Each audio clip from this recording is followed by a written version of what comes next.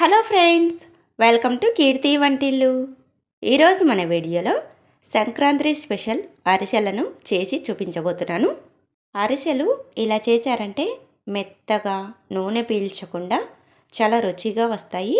అలాగే ఎన్ని రోజులైనా కూడా పాడవ్వకుండా మెత్తగా రావాలి అంటే ఎలా తయారు చేసుకోవాలో ఈ వీడియోలో పక్కా కొలతలతో చేసి చూపిస్తాను. వీడియో స్కిప్ చేయకుండా పూర్తిగా చూడండి. ఇక్కడ నేను అన్నీ కూడా ఒకే కప్పు కొలతలతో చేసి చూపిస్తాను. అరిసెలని మీరు కూడా మెత్తగా నూనె పీల్చకుండా ఎక్కువ రోజులు నిల్వ ఉండేలా చేసుకోవాలి అంటే ఈ వీడియోను ఎక్కడ కూడా స్కిప్ చేయకుండా పూర్తిగా చూసి తర్వాత మీరు మీ ఇంట్లో ట్రై చేయండి. ఇంక లేట్ చేయకుండా ఈ మెత్తని అరిసెలను ఎలా తయారు చేసుకోవాలో ఇప్పుడు చూసేద్దాము. ముందుగా ఒక గిన్నెలోనికి 4 కప్పులు బియ్యం వేసుకోవాలి. కొలత ప్రకారం చూస్తే బియ్యము కేజీన్నర ఉన్నాయి. ఇక్కడ నేను రేషన్ బియ్యంతో చేస్తున్నాను. అరిసెలని రేషన్ బియ్యంతో కానీ కొత్త బియ్యంతో కానీ చేశారంటే మెత్తగా విరిగిపోకుండా చాలా బాగా వస్తాయి. ఈ బియ్యంలో నీళ్లు వేసుకొని 2 లేదా 3 సార్లు శుభ్రంగా కడుక్కోవాలి. ఇప్పుడు ఈ బియ్యం మునిగే కంటే కొంచెం ఎక్కువగానే నీళ్ళని వేసుకొని బియ్యాన్ని 12 గంటల పాటు నానబెట్టుకోవాలి. మీకు టైం ఉంటే ఒకరోజు మొత్తం నానబెట్టుకోవచ్చు, అంటే 24 గంటల పాటు నానబెట్టుకోవచ్చండి. బియ్యంని ఎంత బాగా నానబెట్టుకుంటే అరిసెలు అంత బాగా మెత్తగా వస్తాయి. ఇలా నానబెట్టుకున్నప్పుడు మధ్య మధ్యలో బియ్యంలో ఉన్న నీళ్ళన్నీ తీసేసి మళ్ళీ కొత్త నీళ్ళు వేసుకొని నానబెట్టుకోవాలి. ఇలా చేశారంటే బియ్యము ఎంతసేపు నానబెట్టుకున్నా కూడా పులిసిపోకుండా పులిసిన వాసన రాకుండా ఉంటాయి. ఇక్కడ నేను 12 గంటల పాటు నానబెట్టుకున్న తర్వాత చూపిస్తున్నాను. చూడండి, బియ్యము ఇలా మెత్తగా నానిపోయాయి కదా. ఇప్పుడు ఈ బియ్యాన్ని మళ్ళీ ఒకసారి శుభ్రంగా కడుక్కోవాలి. ఇలా కడిగిన తర్వాత ఒక చిల్లుల గిన్నెలోనికి వేసుకొని 5 నిమిషాలు పక్కకు పెట్టేసారంటే నీళ్ళన్నీ కారిపోతాయి. 5 నిమిషాల తర్వాత ఒక పొడి కాటన్ క్లాత్ని పరుచుకొని ఆ క్లాత్ పైన ఈ బియ్యాన్ని వేసుకొని పల్చగా చేసుకొని బియ్యాన్ని 10 నిమిషాల పాటు ఆరబెట్టుకోవాలి. ఈ బియ్యాన్ని ఫ్యాన్ కింద కానీ ఎండలో కానీ అసలు ఆరబెట్టుకోకూడదు. నీడన 10 నిమిషాలు ఆరబెట్టామంటే సరిపోతుంది. ఇలా ఒక 10 నిమిషాలు మధ్య మధ్యలో కలుపుకుంటూ ఆరబెట్టామంటే బియ్యము ఆరిపోతాయి. బియ్యం అనేది ఎక్కువ ఆరిపోకూడదు, మరి తడిగా ఉండకూడదు. ఇలా ఉన్నప్పుడు ఒక బకెట్లోనికి వేసుకొని ఈ బియ్యాన్ని మిల్లుకిచ్చి మెత్తని పొడిలాగా పట్టించుకోవాలి. లేదంటే తక్కువ బియ్యం ఉన్నాయంటే మీరు మిక్సీలో వేసుకొని అయినా పొడి చేసుకోవచ్చు. బియ్యాన్ని మెత్తని పొడిలాగా పట్టించుకున్న తర్వాత చూపిస్తున్నాను చూడండి. పిండిని పట్టుకొని ముద్దలాగా చేస్తే ఇలా ముద్దలాగా అవ్వాలి. ఇలా ముద్దలాగా ఉంటేనే దాన్ని తడి బియ్యం పిండి అంటారు. ఈ పిండితో అరిసెలు చేసుకుంటే అరిసెలు విరిగిపోకుండా చాలా బాగా వస్తాయి. ఇలా మెత్తగా పట్టించిన తర్వాత ఈ పిండిని జల్లించుకోవాలి. ఈ పిండిని జల్లించుకున్నప్పుడు కూడా ఫ్యాన్ కింద కానీ ఎండలో కానీ కూర్చొని జల్లించుకోవద్దు, ఎందుకంటే పిండి ఆరిపోతుంది. అరిసెలు చేసుకోవడానికి పిండి అనేది అస్సలు ఆరిపోకూడదు. ఇప్పుడు చలికాలమే కాబట్టి పిండి కూడా అంత తొందరగా అయితే ఆరిపోదు. ఎక్కువ టెన్షన్ పడకుండా నిదానంగా బాగా చేసుకోండి. మీరు మిల్లు ఆడించినా సరే మిక్సీలో పట్టినా సరే పిండిని మాత్రం ఖచ్చితంగా జల్లించుకొని తీసుకోవాలి. పిండిని జల్లించుకున్న తర్వాత పిండి ఆరిపోకుండా ఇలా గట్టిగా ఒత్తుకొని దీనిపైన ఒక క్లాత్ కానీ మూత కానీ పెట్టేసుకొని పక్కకు పెట్టుకోండి. అరిసెలకి పిండి అనేది రెడీ చేసుకున్నాం కదా. ఇప్పుడు అరకిలో బెల్లం తీసుకొని సన్నగా కట్ చేసుకొని పెట్టుకోవాలి. అలాగే ఒక ఎండు కొబ్బరి చిప్పను తీసుకొని సన్నగా తురుముకొని పెట్టుకోండి. అలాగే 1 టీ స్పూన్ యాలకుల పొడి పక్కకు పెట్టుకోండి. లేదంటే 10 యాలకులని దంచుకొని రెడీగా పెట్టుకోండి. అరిసెలకి పాకం పట్టుకునే ముందే ఇవన్నీ రెడీగా చేసి పెట్టుకోండి. ఇప్పుడు స్టవ్ ఆన్ చేసుకొని స్టవ్ పైన కడాయి పెట్టుకొని మనం ముందుగా కట్ చేసి పెట్టుకున్న బెల్లంని ఈ కప్పుతో 2 కప్పులు వేసుకోవాలి. బియ్యాన్ని ఏ కప్పుతో తీసుకుంటామో బెల్లంని కూడా అదే కప్పుతో తీసుకోవాలి. ఇలా బెల్లం వేసుకున్న తర్వాత అరకప్పు నీళ్లు వేసుకోవాలి. స్టవ్ని హై ఫ్లేమ్లో పెట్టుకొని ఇలా కలుపుకుంటూ బెల్లంని కరిగించుకోవాలి. బెల్లం కరిగించుకోవడానికి ఎక్కువ నీళ్లు వేసుకుంటే పాకం రావడానికి ఎక్కువ టైం పడుతుంది. తక్కువ నీళ్లు వేసామంటే పాకం తొందరగా వస్తుంది. బెల్లంని ఇలా పూర్తిగా కరిగించుకున్న తర్వాత స్టవ్ ఆఫ్ చేసుకోండి. ఇప్పుడు అరిసెల పాకాన్ని ఏ కడాయిలో పట్టుకోవాలి అనుకుంటామో ఆ కడాయిని స్టవ్ పైన పెట్టుకోండి. ఈ కడాయిలోనికి మనము ముందుగా కరిగించి పెట్టుకున్న బెల్లం నీళ్ళని వడకట్టుకొని వేసుకోవాలి. బెల్లం నీళ్ళని ఖచ్చితంగా వడకట్టుకొని తీసుకోండి. ఇప్పుడు స్టవ్ని మీడియం ఫ్లేమ్లో పెట్టుకొని బెల్లం నీళ్ళని కలుపుకుంటూ మరిగించుకోవాలి. ఇలా కలుపుకుంటూ ఉంటే బెల్లం నీళ్ళు బాగా మరిగి పొంగుతూ నురుగులాగా వస్తుంది.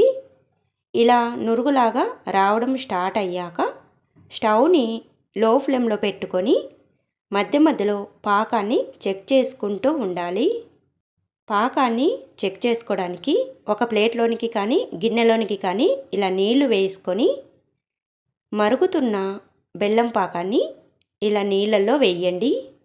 ఇలా వేసి చేతి వేళ్ళతో ఇలా దగ్గరికి చేస్తే పాకం అనేది దగ్గరికి రావాలి. ఇలా చేతికి తీసుకుంటే చేతిలోనికి రాకుండా జారిపోయినట్టుగా జెల్లీలాగా ఉండాలి. ఇలా వచ్చిందంటే అరిసెలకి కరెక్ట్ పాకం వచ్చినట్టు. ఇంతకంటే ఎక్కువ పాకం వచ్చిందంటే అరిసెలు గట్టిగా వచ్చేస్తాయి. పాకం ఇలా వచ్చిన వెంటనే స్టవ్ని లో ఫ్లేమ్లో పెట్టుకొని ఇప్పుడు 1 టీ స్పూన్ యాలకుల పొడి కూడా వేసుకోండి. మనము ముందుగా సన్నగా తురిమి పెట్టుకున్న ఎండు కొబ్బరి పొడి వేసుకోవాలి. 1 టీ స్పూన్ నెయ్యి వేసుకొని బాగా కలుపుకోవాలి. మీకు ఇష్టమైతే ఇందులో 4 టేబుల్ స్పూన్ల వరకు నువ్వులు వేసుకోవచ్చు. ఇక్కడ నేనైతే పాకంలో నువ్వులు వేయడం లేదు. నేను అరిసెలు ఒత్తుకున్నప్పుడు నువ్వులు వేసుకొని ఒత్తుకుంటాను. ఇప్పుడు మనము ముందుగా రెడీ చేసి పెట్టుకున్న తడి బియ్యం పిండిని కొద్ది కొద్దిగా వేసుకుంటూ కలుపుకోవాలి. పాకంలో బియ్యం పిండి వేసుకునేప్పుడు ఉండలు కట్టకుండా బాగా కలుపుకోవాలి. ఇక్కడ నేను కప్పు కొలతలతో చూపిస్తున్నాను కాబట్టి కప్పుతోనే పిండిని కొలుచుకొని వేసుకుంటున్నాను. అలా కాకుండా మీరు ముందుగానే బియ్యం పిండిని కప్పుతో కొలుచుకొని పక్కకు పెట్టుకోండి. ఆ తర్వాత అదే పిండిని గరిటెతో కొద్ది కొద్దిగా వేసుకుంటూ కలుపుకోవచ్చు. ఇక్కడ మీకు క్లియర్గా చూపించడం కోసము నేను కప్పుతో ఒక్కొక్క కప్పు పిండి వేసుకుంటూ కలుపుకుంటున్నాను. పిండి వేసుకున్న తర్వాత ఉండలు కట్టకుండా బాగా కలుపుకోవాలి. ఇలా పిండి వేసుకునేప్పుడు స్టవ్ని లో ఫ్లేమ్లోనే ఉంచుకొని పిండి వేసుకొని కలుపుకోవచ్చు. లేదంటే స్టవ్ ఆఫ్ చేసుకొని ఈ గిన్నెని కిందికి దింపి అయినా కూడా కొద్ది కొద్దిగా పిండి వేసుకుంటూ కలుపుకోవచ్చు. అది మీ ఇష్టము. ఇక్కడ నేను స్టవ్ని లో ఫ్లేమ్లో పెట్టుకొని పిండి వేసుకుంటూ కలుపుకుంటున్నాను. ఇలా కొద్ది కొద్దిగా పిండి వేసుకుంటూ బాగా కలుపుకోండి. పిండి అనేది ఇలా కొంచెం గట్టిగా అయ్యేంత వరకు కలుపుకోవాలి. ఇలా 4 కప్పులు పిండి వేసి కలిపిన తర్వాత చూపిస్తున్నాను చూడండి. మనము 2 కప్పులు బెల్లం తీసుకున్నాం కాబట్టి 2 కప్పులకి 4 కప్పుల బియ్యం పిండి సరిపడింది. ఇలా కలుపుకున్న తర్వాత స్టవ్ ఆఫ్ చేసుకోవాలి. పిండి అనేది ఎక్కువ పల్చగా ఉండకూడదు, మరి గట్టిగా ఉండకూడదు. ఈ కన్సిస్టెన్సీలో ఉండాలి. ఈ పిండి పూర్తిగా చల్లారిన తర్వాత కొద్దిగా గట్టి పడుతుంది. అలాగే ఒక్కోసారి ఈ పాకంలో ఎక్కువ పిండి పట్టచ్చు, తక్కువ పిండి పట్టచ్చు. కాబట్టి మనము ఎప్పుడు అరిసెలు చేసుకోవాలన్నా కూడా తడి బియ్యం పిండి కాస్త ఎక్కువగానే పట్టించుకొని ఆ తర్వాత అరిసెలు చేసుకోండి. పిండి మిగిలినా పర్వాలేదు కానీ తక్కువ కాకుండా చూసుకోవాలి. చూడండి, ఇక్కడ నాకు ఇంకా కప్పున్నర పిండి మిగిలింది. ఇప్పుడు స్టవ్ ఆఫ్ చేసుకొని ఈ గిన్నెని కిందికి దింపుకొని పూర్తిగా చల్లారపెట్టుకోండి. ఈ పిండిని చలిమిడి అంటారు లేదా చలిపిండి అంటారు.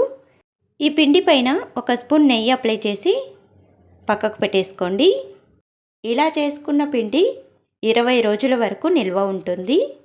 ఈ పిండితో మీకు ఎప్పుడు టైం ఉంటే అప్పుడు అరిసెలు చేసుకోవచ్చు. చూడండి, పిండి పూర్తిగా చల్లారిన తర్వాత చూపిస్తున్నాను. మనం కలుపుకున్నప్పుడు మెత్తగా ఉంది కదా, ఇది పూర్తిగా చల్లారిన తర్వాత ఇలా కొంచెం గట్టిగా అయింది. ఇప్పుడు ఈ పిండితో అరిసెలు చేసుకుందాము. ఇక్కడ నేను పిండి చల్లారిన వెంటనే అరిసెలు చేస్తున్నాను. అరిసెలు ఒత్తుకోవడానికి ముందుగా స్టవ్ ఆన్ చేసుకొని స్టవ్ పైన కడాయి పెట్టుకొని డీప్ ఫ్రైకి సరిపడినంత నూనె వేసుకొని వేడి చేసుకోవాలి. నూనె వేడి అయ్యేలోపు అరిసెలు ఎలా ఒత్తుకోవాలో చూపిస్తాను.